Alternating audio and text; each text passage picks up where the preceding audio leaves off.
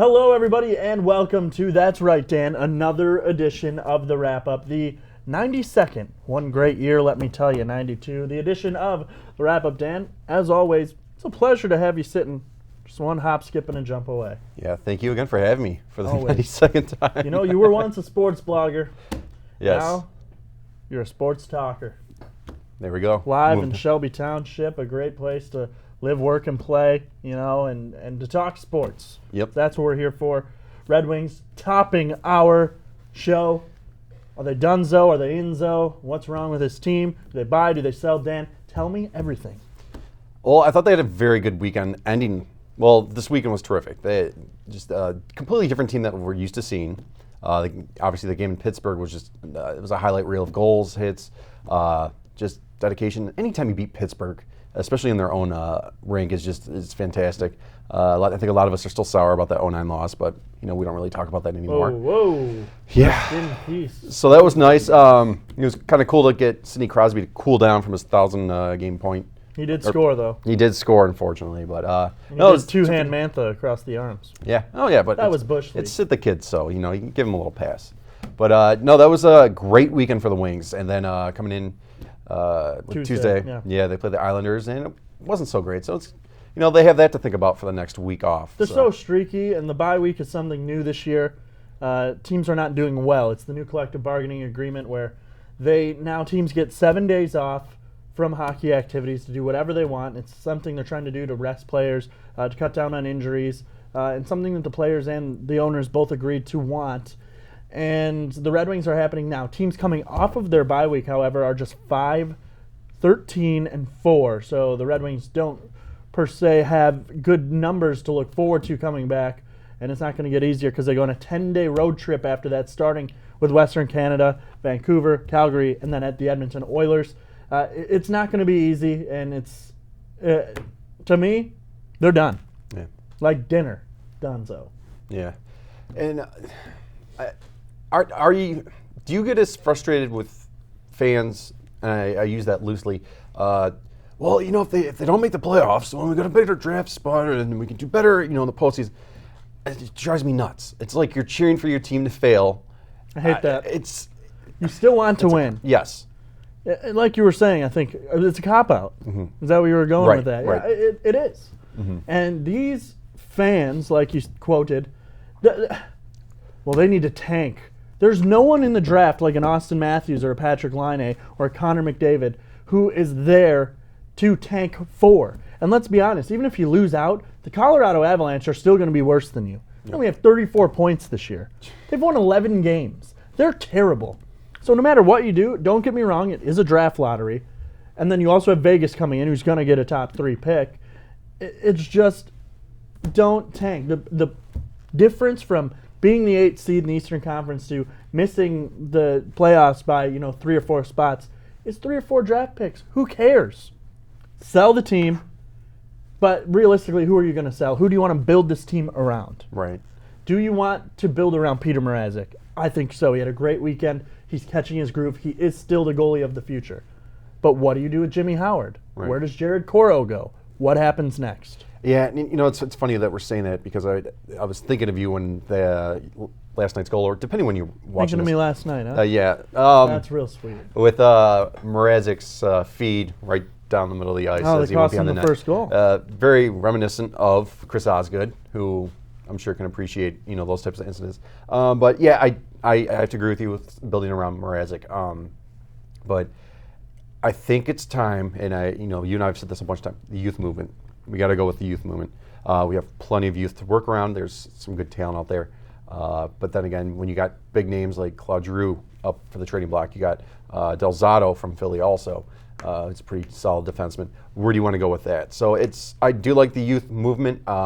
You do need some good leadership, which I think we still have. And that's where I think you can sort of move Cronwall into more management and team building than actually on the ice. And I think that's what they need to do. They won't, though. No. It's not the Red Wing way. They like to leave their old players up to just rot and it kind of spoils their legacy that they had. And it's real frustrating, if you ask me, because you have these old players like a Cronwall Erickson, who's really not very good anyways. Zetterberg's having a great year, but you can toss him into that category too. These guys that have all these years left on their contract that are just sort of rotting away in this organization when they should be at the end of their career, signed to one-year deals until they decide to retire if they want to retire a Red Wing. To me, you build around 4 players. You build around Peter Mrazek in goal, Nick Jensen on the point, and you have Zetterberg, or I'm sorry, not Zetterberg, you have Mantha, and you have Athanasiou. You test the market for Larkin. I'm sorry. In his last 13 games, he has 1 point, and he's a -4. For a first-round pick, you got to be explosive. Sophomore slump, sure, he's still young, he's still learning, and look who's on his line. But still, if you're going to be an elite player in this league, you got to carry the line. He's not doing that. He's kind of falling behind the 8 ball. And to me, see what you can get for him, shop him. But the 4 players who are getting the most action on the trading block right now are UFAs Steve Ott, Thomas Vanek, Brendan Smith, and there was one more. Drew Miller as well, who is now at the AHL. Drew Miller has said he wants to be traded because he wants to play in the NHL, which rightfully so. He's a good fourth-line guy who can make a difference. Look what happened to Patrick Eaves. Yes. He could barely stay in the lineup with Detroit, and he was just mismanaged by the coaching staff. To me, the Red Wings need a complete revamp of the coaching staff in the front office. Look at what happens when these guys go elsewhere. Patrick Eaves has 28 goals, leads the NHL in power play goals. Here, he was barely a fourth-liner. To me, that's the Red Wing way. You never have a guy score 30 goals. You don't have superstars. Everyone just pitches in. Sorry, I blame Kenny Holland and everyone below him. Clean house up there and build for the future. See what happens. Absolutely, and you can't say it much better than that. You're right. There is a lot of talk also with you do trade someone like Dylan Larkin. Who do you? Let's be real. He's been a very solid asset for the most part, especially that freshman year, like you were saying. We do have the sophomore slump, but I feel he's one of the guys that we could trade away. Maybe 3-4 years down the line, he comes back to the Wings. Or he doesn't. I mean, or he's a franchise player somewhere else. And you've seen, like you were saying with Patrick Eaves, look at the Tampa situation of all the guys we gave them, and they end up going on a tear the past couple of playoffs. But yeah, I feel like if we're going to trade Dylan Larkin, we have to get someone solid for that because he's one of our few negotiating pieces. I feel like you got to everybody else is you got to get a buffer. franchise defenseman, Yes, and NHL-ready players who are young, and maybe a draft pick. And I think, realistically, you can get that for Dylan Larkin. Yes. He showed it last year. And, I mean, at the beginning of this year, he had 10 goals real quick. But do I think he's a part of the future pedigree here? Not sure, yet to be determined. But Vanek, you can probably get a second-round pick for. Steve Ott, you can get a pick or, an equal player.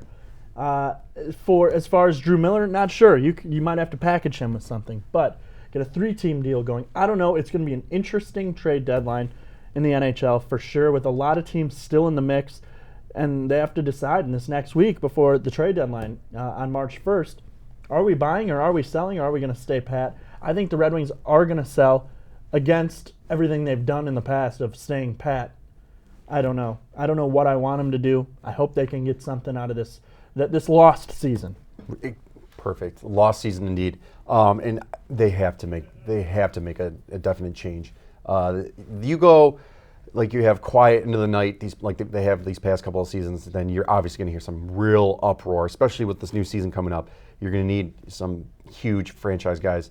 Maybe not like a huge marquee player, but you definitely need someone strong like that. And for them to go quiet again, I hear a lot about a lot of forums I was reading. And I know you're not going to like this, so I'm just prefacing with that. But it wouldn't surprise me in typical Wings fashion if they went and chased Claude Giroux and he became a Wing. It would not surprise me whatsoever. And they'd give up the farm for him, too. Exactly, and they would. And I was reading the story online, a couple of the forums, people were talking about it, and be traditional Wings fashion. You go after a big name like that when you actually got to work on defensemen and stuff like that. So, but it would not surprise me if Claude Giroux came here for Dylan Larkin or someone like that. So we'll see how that goes. He's one of the hotter names out there. We'll see, but please don't. Please don't. Yeah. Don't. Wing, Kenny, anyone listening? No. Give me a break. Yeah.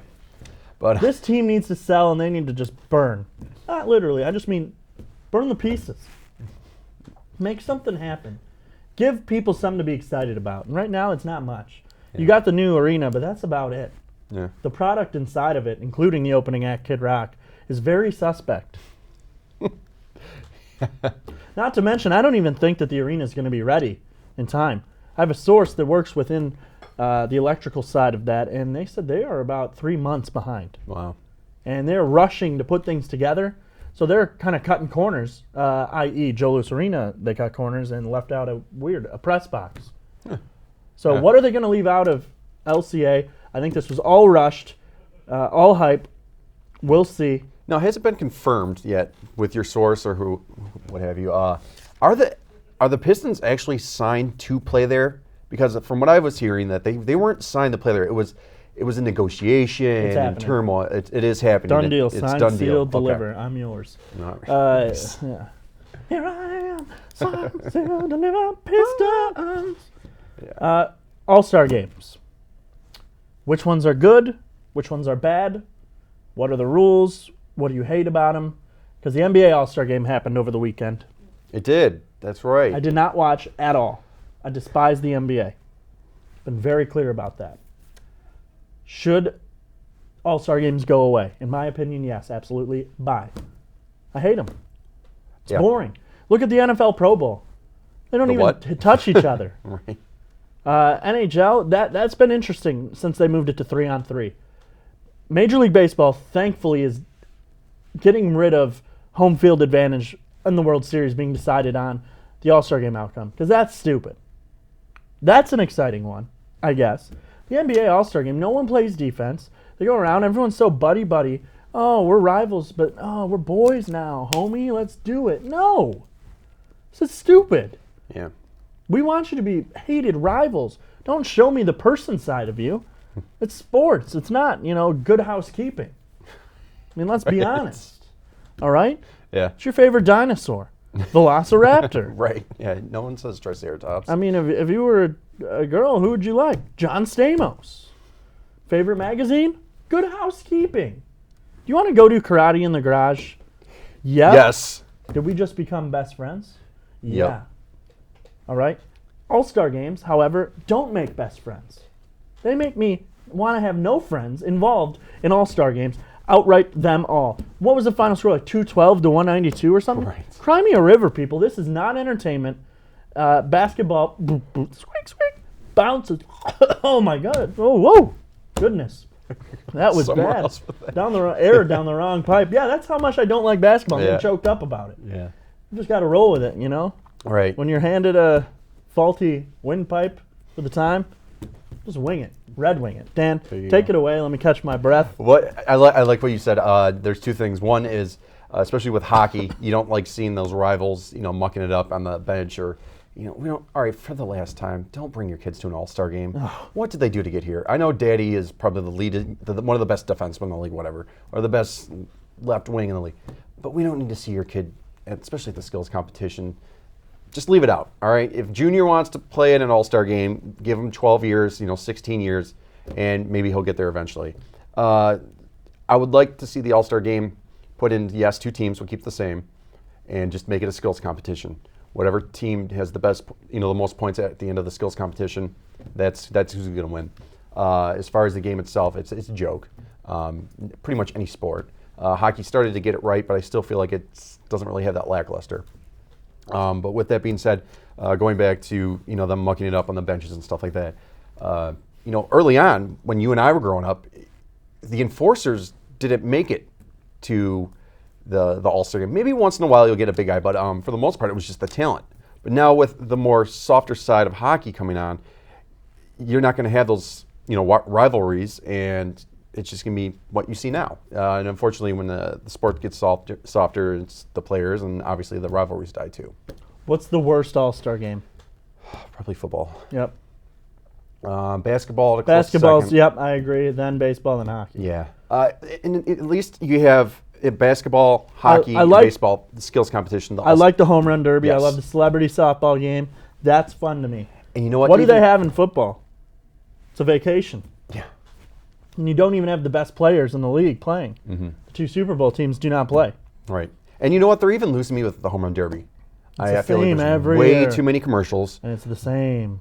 Berman needs a back. I feel like he doesn't even talk anymore. He's just got a button every time, you know. So that I never would have thought I'd say this, but the home run derby is actually boring me. I mean, I like the celebrity softball game. that's Jenny Finch throwing the ball. yes. You know, you got Raleigh Fingers out there, you know, yakking it up. It's fun. It's fun, people. You know what else is fun? Taking a quick break. There we go. 'Cause that's what we're going to do here on this edition of the Wrap Up. Hey, go into the fridge. Go get yourself a ginger ale. We'll be back waiting for you.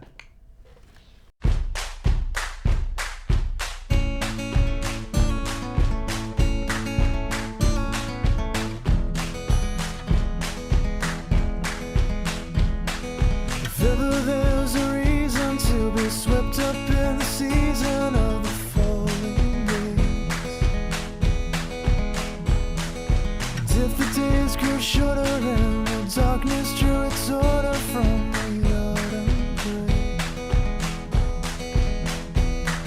I'd rather sit this out and sleep the day away instead. But weary eyes a bit too slow and deep. I'd rather sit this out and sleep the day away instead. To worry about the emptiness that comes.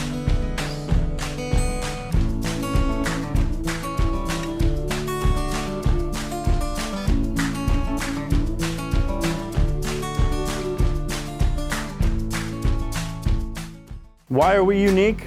Well, because we're edgy. Like that? What he said.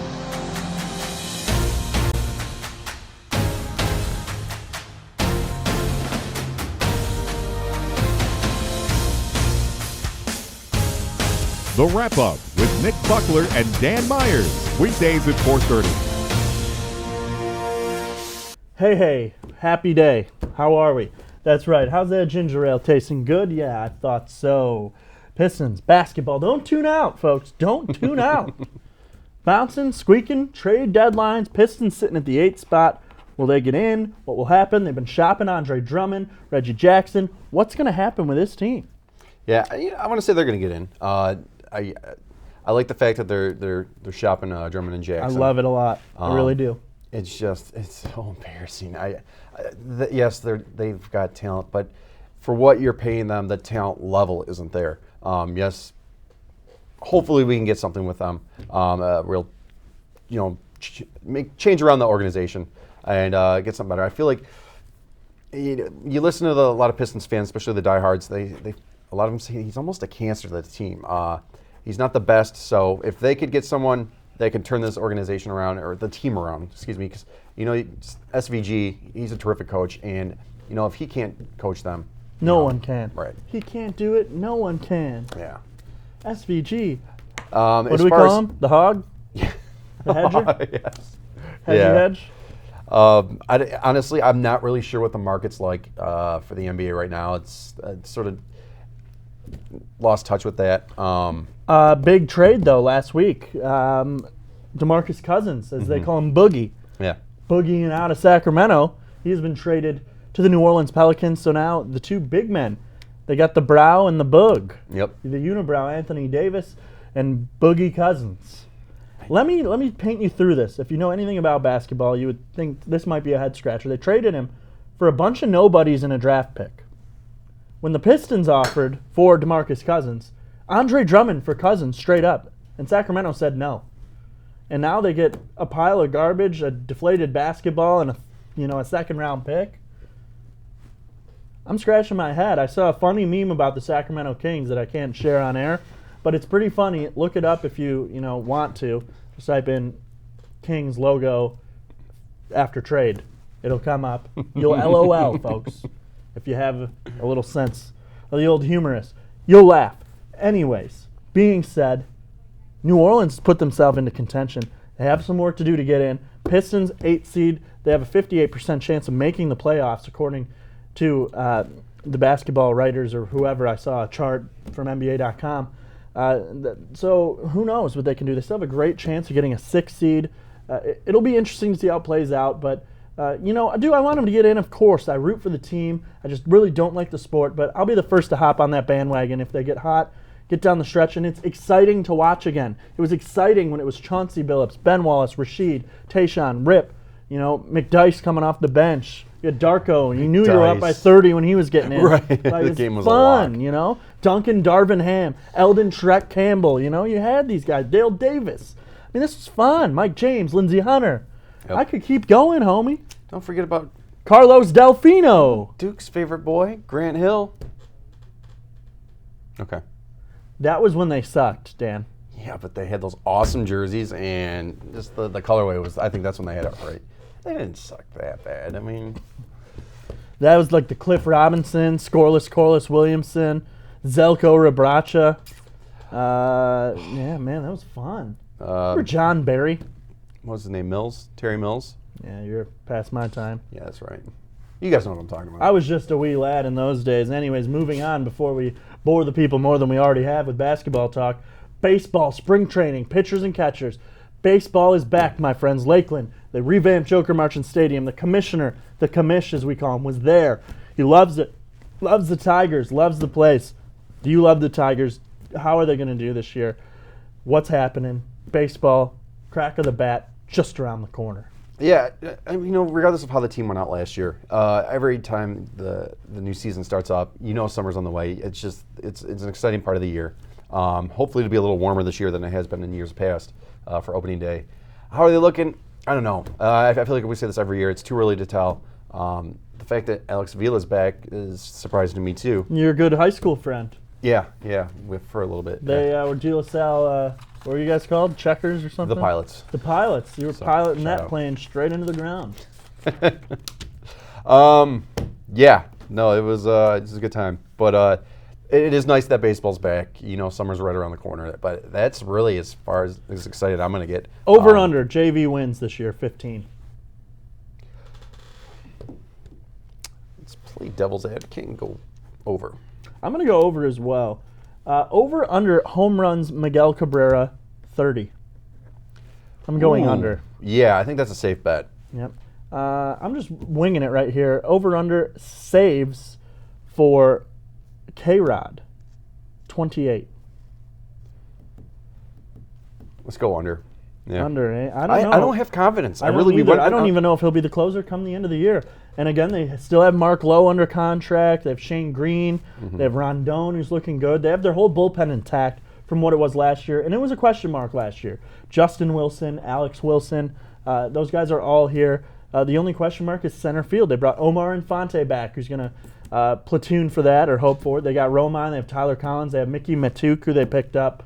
I mean, it's really a question mark. And the fact that they got rid of Rajay 2 years ago and then they get rid of Cameron Maben for a pile of trash this year, it's just frustrating. They were, at that point, I think they were in sell mode, and all of a sudden someone whispered into Avila's ear and said, we're not going to sell anymore, so they just stopped. So they cut this contract for, might as well have me on the mound.